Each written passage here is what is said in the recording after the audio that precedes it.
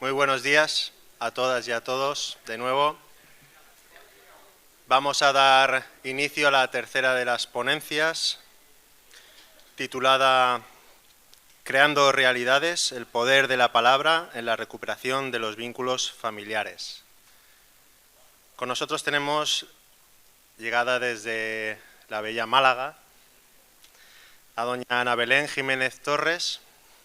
Ella es psicóloga con habilitación profesional sanitaria por la Universidad de Málaga y máster en sexología clínica y terapia de parejas por el Instituto Andaluz de Sexología y Psicología, con una trayectoria profesional de 27 años de experiencia en la promoción del bienestar y la salud mental, en la intervención terapéutica de los conflictos familiares y de parejas, en el abordaje de los trastornos del comportamiento en población infantojuvenil y en acciones de prevención, sensibilización y formación.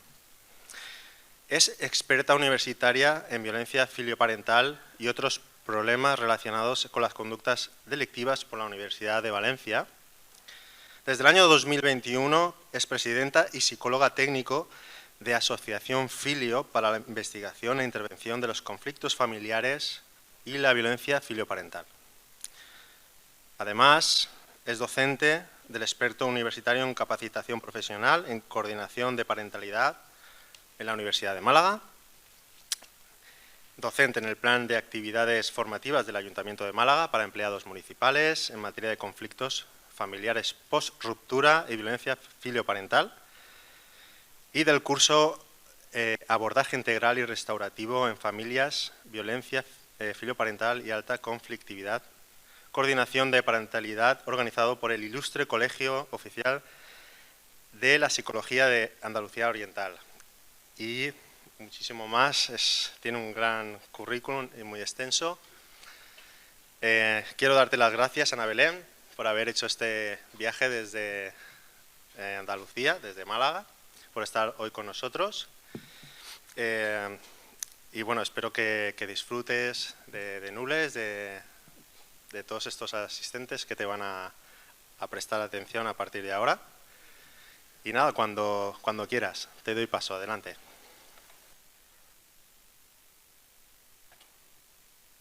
Buenos días a todos y a todas. Muchas gracias, Joseba. Ante todo, bueno, quiero felicitar a los organizadores de estas maravillosas jornadas que van ya por su 7ª edición. Y, por supuesto, agradecerles la invitación a participar en este encuentro de conocimiento con grandes profesionales y expertos en la materia de violencia filioparental, infancia y juventud. Antes de dar paso a mi intervención, sí me gustaría haceros una breve descripción de la entidad a la que represento. Asociación Filio es una entidad andaluza, concretamente situada en la ciudad de Málaga. Y bueno, contamos con una trayectoria que se inició en 2009 con un programa que teníamos aprobado de convenio entre la Universidad de Málaga y los juzgados de familia de la ciudad. En este proyecto, que se llamaba Servicio de Intervención por Ruptura, trabajábamos con familias que se encontraban en proceso de separación, pero no un proceso de separación tal cual, sino procesos de separación altamente conflictivos, donde el litigio era bastante intenso, con una cronicidad importante del problema, y donde los menores, los hijos, pues sufrían bastante en este proceso. De ahí vimos y se observó que correlacionaba bastante estas familias con alta conflictividad en procesos de ruptura con la aparición de violencia filioparental en el seno familiar. Entonces, por lo que ya nos especializamos también en la materia de violencia filioparental, y por eso la finalidad de nuestra entidad, que ya sí se constituyó en 2016 como Asociación Filio, tenía o tiene como finalidad el contribuir al estudio, la investigación la intervención y la prevención de todos los conflictos familiares y de la violencia filioparental. Bueno, dicho esto, doy paso a mi intervención. ¿Por qué hablar de palabras y de vínculos familiares? Pues mirad, en mi trayectoria profesional puedo decir que las palabras no son meramente sonidos que emitimos. Cuando hablamos de palabras no solamente nos referimos a la transmisión de información, sino que hacemos referencia también a la creación de la identidad, de la autoestima y la creación de los vínculos que establecemos a lo largo de nuestras vidas. Entonces, hablar de palabra es hablar también de experiencias emocionales y, como tal, esto influye en la calidad y en los tipos de vínculos que establecemos, ¿vale?, a lo largo de nuestra vida. El impacto que tienen las palabras en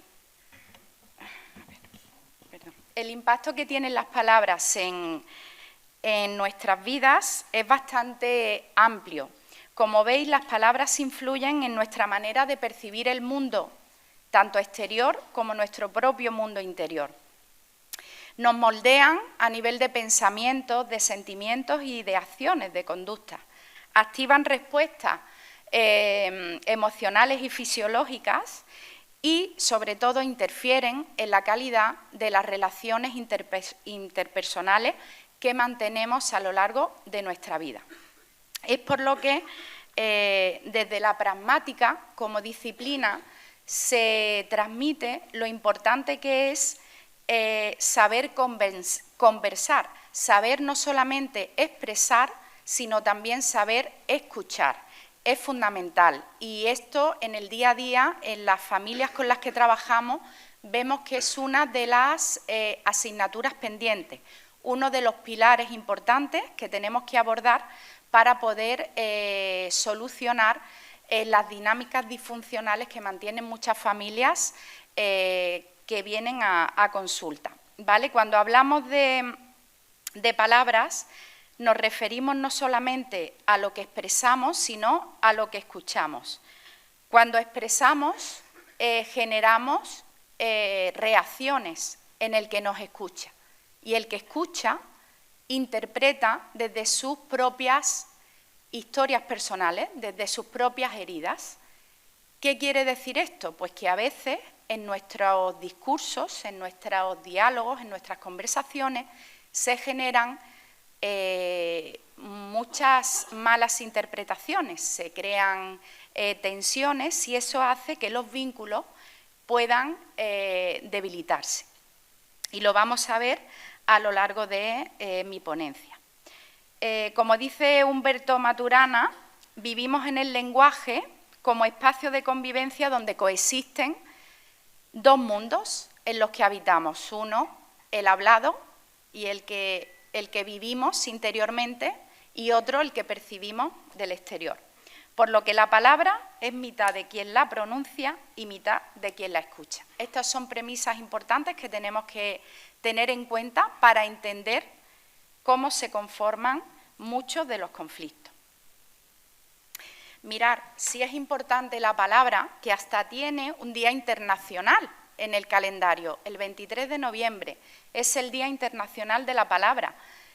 Y también tiene un museo que se encuentra en la localidad de Quero, en Toledo, es el Museo de la Palabra.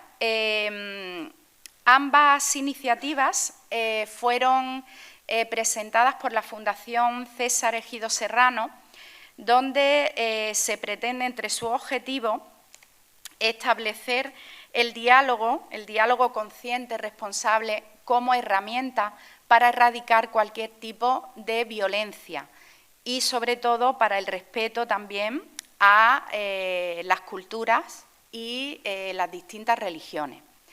Pero no solamente tenemos el Día de la Palabra, también el Día de la Escucha, que se celebra el 18 de julio, ¿vale? Y esto es una iniciativa global donde se intenta promover la importancia de saber escuchar, de la escucha activa, para que evitemos esas respuestas reactivas desde nuestras heridas emocionales, desde nuestras historias, que, como he dicho anteriormente, son motores para la aparición de muchos de los conflictos dentro del seno familiar.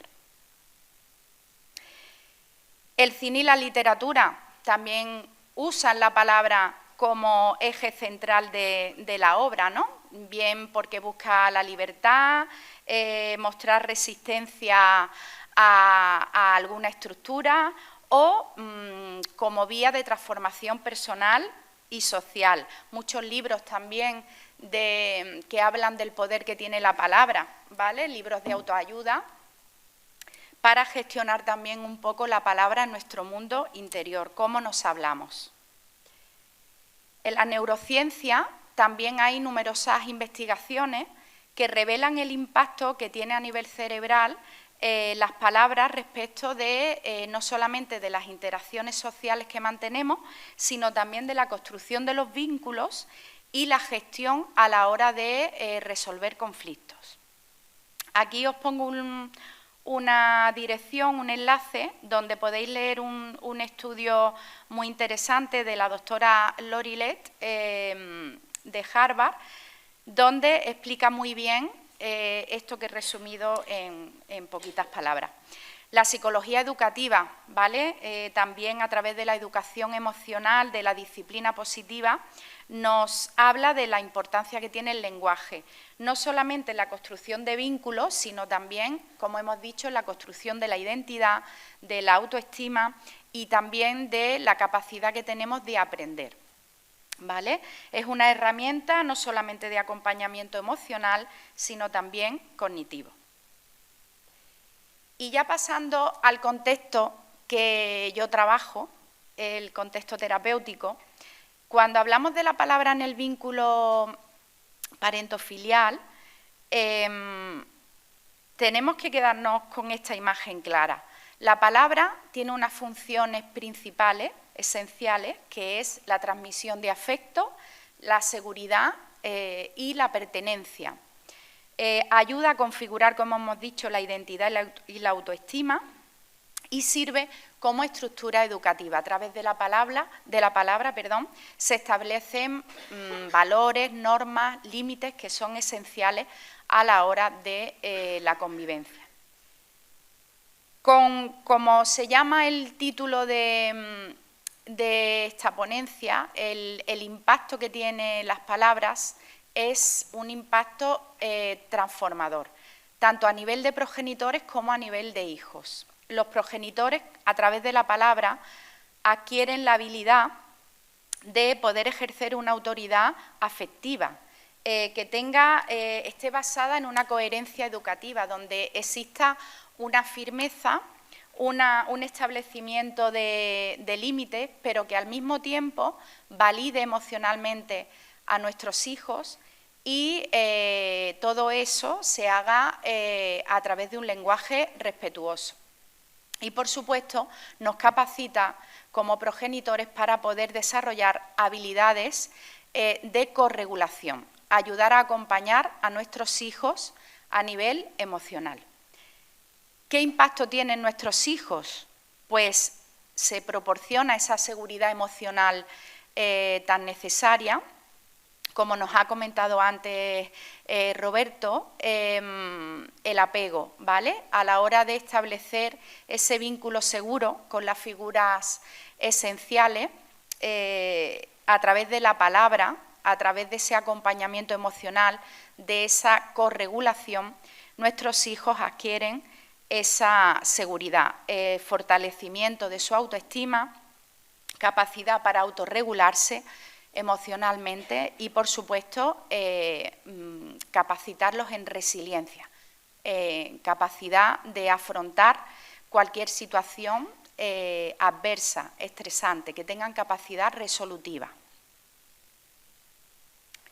Sin embargo, cuando ya hablamos de familias que se encuentran en una situación de conflicto, cuando llegan a terapia, Y claro, lo primero que hacemos es explorar las dinámicas relacionales de estas familias, de todos sus miembros, cómo se comunican, cómo se organizan y estructuran, la historia familiar que les describe, que les define, tanto a nivel de la relación de pareja entre progenitores, las relaciones parentofiliales y también las influencias que puedan recibir tanto del exterior como cómo interactúan ellos con el mundo.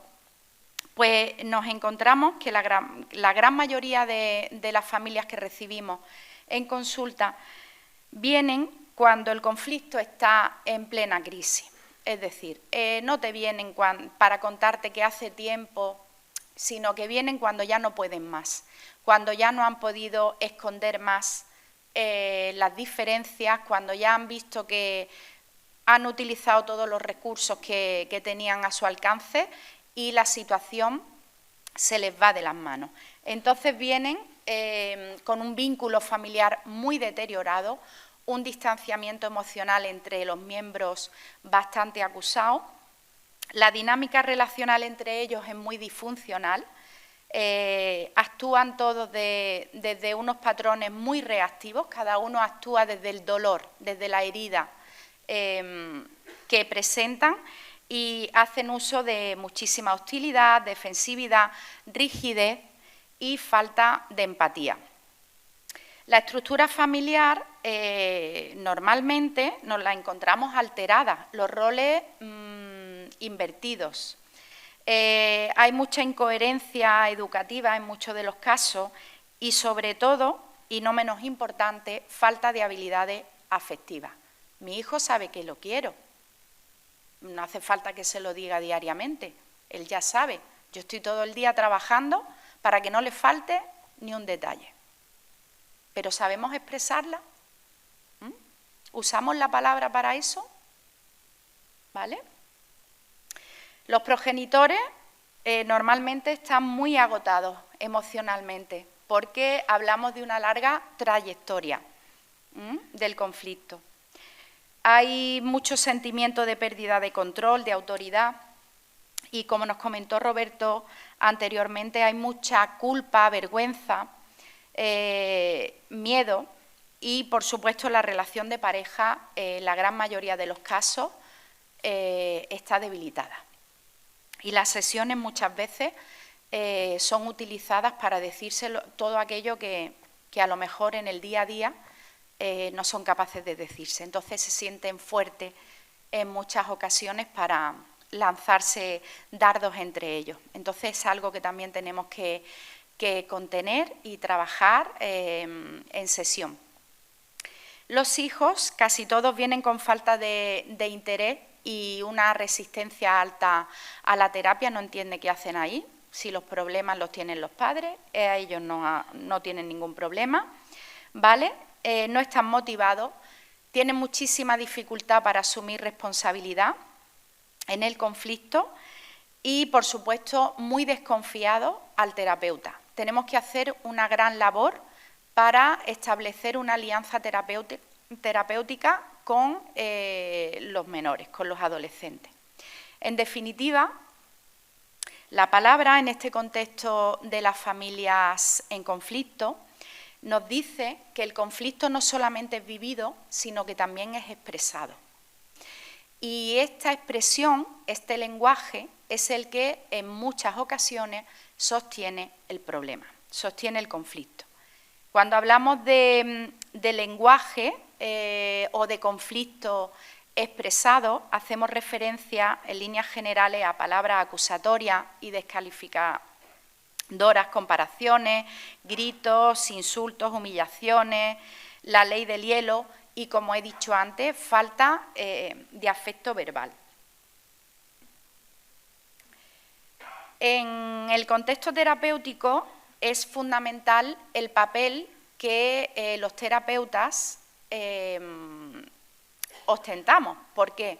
Porque no solamente tenemos que trabajar con la palabra de la familia que viene a recibir ayuda, sino que el terapeuta debe tener un lenguaje respetuoso, consciente en todo momento, tiene que ser un lenguaje que ayude a regular emocionalmente, que valide las experiencias y las emociones de todas las partes y que ayude a estas familias, sobre todo, a darle nuevos significados a las vivencias, a las experiencias, ¿no?, que tienen vividas como sistema. Darles una nueva versión, entenderla desde los distintos puntos, desde las distintas perspectivas de todos los miembros que configuran el sistema, ¿vale? No solamente desde la única verdad y desde el único dolor que yo expreso. Entonces, cuando ayudamos a las familias a resignificar, es un paso muy importante para que avancemos hacia la reconciliación. Y, por supuesto, y no menos importante, es que el espacio que ofrezcamos a estas familias debe ser un espacio seguro, ¿vale?, de seguridad psicológica y donde conformemos una buena alianza terapéutica con todos los miembros del sistema a trabajar. Cuando usamos la palabra como recurso terapéutico, estamos ayudando a transformar las dinámicas disfuncionales, las dinámicas conflictivas, ¿vale? Esos patrones disfuncionales son analizados, los reformulamos y los transformamos en oportunidades de crecimiento y reconciliación. Para ello, ofrecemos o conseguimos, una vez que utilizamos la palabra como herramienta, crear ese espacio de seguridad psicológica donde se da apertura a un diálogo constructivo y responsable, ¿vale? No dejamos a la libertad de cada uno de los miembros hablar de manera reactiva. Vamos reconduciendo constantemente, vamos ofreciendo nuevas maneras de poder decir y expresar esa necesidad, ¿vale? Creamos un espacio de confianza, de cohesión con todas las partes que conformamos el contexto terapéutico. Ayudamos a que se establezca una mayor capacidad de empatía entre todos los miembros y también de la comprensión, no solamente de nuestro diálogo interno, sino también del ajeno.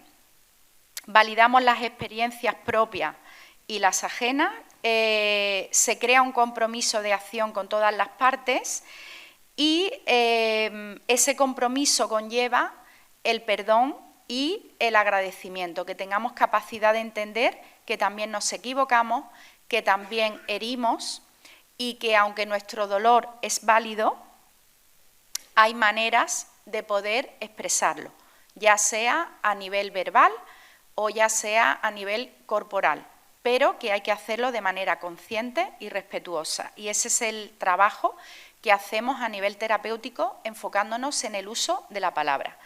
Y, por supuesto, ayuda al refuerzo de la identidad familiar y la reconciliación. Os traigo aquí un caso real, no sé si voy bien de tiempo, Joseba, ¿sí? Vale, para que veáis un poquito, ¿vale?, a modo de ejemplo, un caso donde, bueno, reconduciendo, es verdad que se dio en esta familia, en este sistema, se dio una situación de violencia filioparental, en este caso era verbal, ¿vale?, y psicológica, pero de alta intensidad y además donde madre e hija estaban confrontadas, ¿vale? Lo vamos a ver describiendo rápidamente.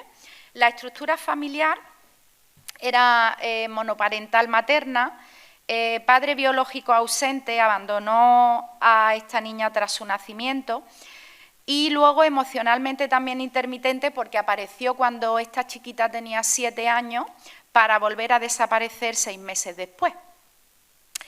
El sistema de apoyo principal, el vínculo primario y la función operativa parental de cuidados la ejercían los abuelos maternos porque la madre, como único rol proveedor predominante, pasaba largas jornadas laborales fuera de casa y la menor tenía que pasar al cuidado de sus abuelos paternos.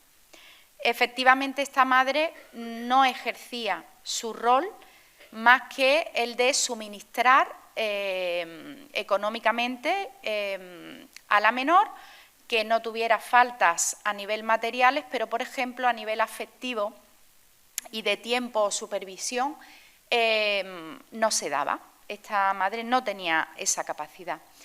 La madre conoce a una nueva pareja y a los poquitos meses de relación la introduce ya en el hogar familiar. Esto generó una gran desestabilización emocional en la menor, porque se sintió nuevamente abandonada, no entendía qué aparecía este señor ahí, le iba a quitar la poquita atención que tenía por parte de su madre, y el vínculo, que ya era debilitado entre madre e hija, se debilitó aún más.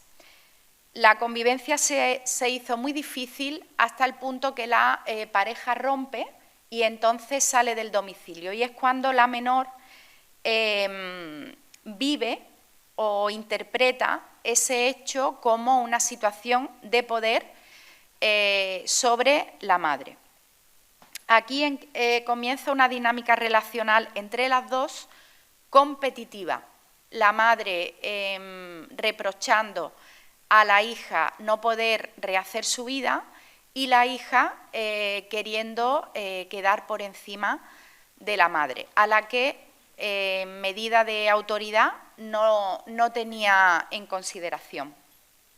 Se produce una escalada asimétrica de conflicto caracterizada por interacciones coercitivas bidireccionales.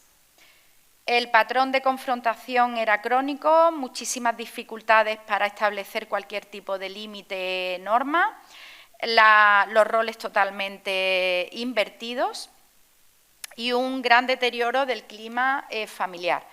Violencia filioparental, como he dicho, verbal y psicológica, y acuden a nuestra entidad por recomendación de otros profesionales que conocían de nuestra trayectoria y vinieron de manera particular.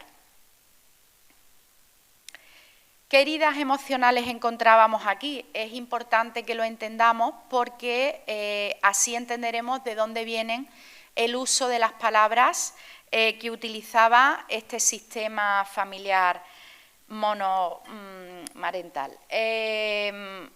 Las heridas emocionales que tenían los abuelos maternos, sobre todo, era el tener que dedicarse completamente al cuidado de la nieta, frenar su vida como pareja por la dedicación exclusiva a la menor y por ayuda a su propia hija. Tenían un sentimiento de frustración, de decepción, digamos, sobre la hija, porque al quedarse embarazada joven, pues tuvo que abandonar su trayectoria formativa o profesional, aspiraciones, y entonces la madre, concretamente la abuela materna, ejercía también un uso de la palabra muy basada en reproches y en infravalorar a la hija. Las heridas emocionales de la progenitora, por supuesto, el doble abandono de parejas sentimentales, ver su vida interrumpida tras el embarazo no deseado, sobrecarga familiar, estrés laboral, dependencia extrema de la familia de origen y sentimiento de no ser vista y comprendida, ¿no? Mucha desconexión afectiva con su hija y, sobre todo, reproche encubierto por su malestar, ¿no?, vital, con respecto a no poder prosperar en el registro de mujer.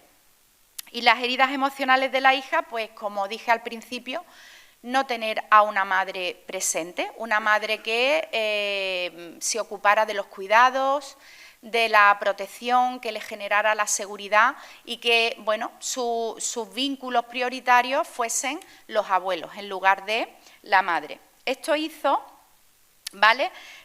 Para abreviar y no tardar, que la dinámica conversacional de esta madre y esta hija estuviese todo basado en interrupciones, comparaciones y desacreditaciones entre ambas, no se escuchaban ni validaban, se herían con palabras si generalizaban con los términos siempre, nunca, ¿vale? Lo que eso hacía que la distancia emocional fuese cada vez mayor, proyectaban en ambas las frustraciones personales, la culpa como arma de poder y la narrativa de sacrificio versus narrativa de victimización. Ataques a la identidad, amargada, fracasada. Se rompía el vínculo, si veis en los diálogos, pues había mucho insulto, te odio, ojalá te mueras, ¿vale? Entonces, ruptura del vínculo afectivo en el momento de crisis, comunicación centrada en herir y la descarga de odio acumulado. Esto hacía que entraran en una escalada rápida, sin escucha real, que al final hacía que se perdiera totalmente la conciencia sobre la palabra. Y aquí, en líneas generales, lo que podemos decir es que tanto con esta familia como con la gran mayoría de familias que trabajamos, hacemos mucho hincapié en el trabajo, en capacitarlos, en habilidades comunicativas, sobre todo en la capacidad de hacer uso de un lenguaje consciente, no solo a nivel verbal, sino corporal, y la escucha activa.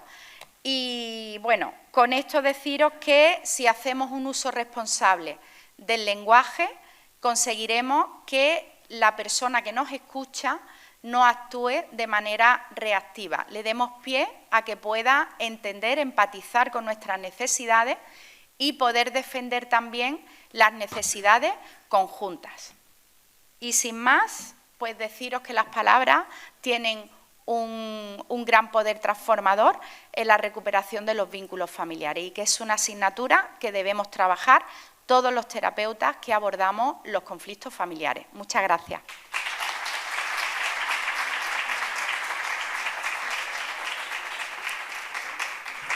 Nada, agradecerte nuevamente que hayas estado con todos nosotros y con todas nosotras, desde el Ayuntamiento de Nules, desde el pueblo de Nules y desde nuestra policía local, darte las gracias.